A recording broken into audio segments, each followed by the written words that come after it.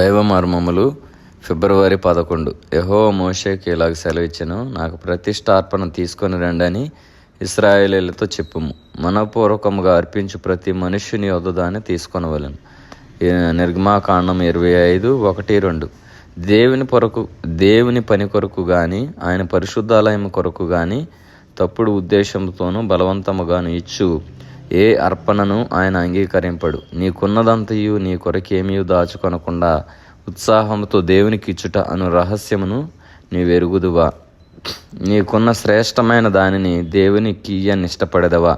మనోపూర్వకముగా అర్పించు అర్పణే నాకు కావాలనని దేవుడు చెప్పాను. ఇందులో ఒక రహస్యం ఉన్నది. అది ఏమనగా, మనోపూర్వకముగా శ్రేష్టమైన దాన్ని దేవునికి ఇచ్చుటే, ప్రార్థన అయినను, బోధించుట అయినను, ఇతరులను దర్శించుట అయినను, ఏ సేవ అయినను సంతోషముగా చేయవలెను.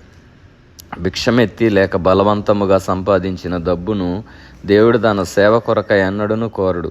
మానవులు దానిని అంగీకరింపవచ్చును గాని దేవుడెన్నడూను దానిని అంగీకరించడు.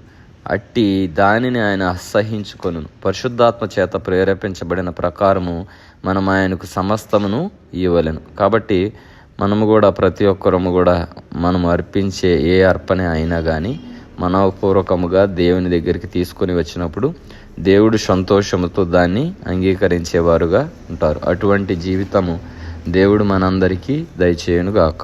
ఆమేన్.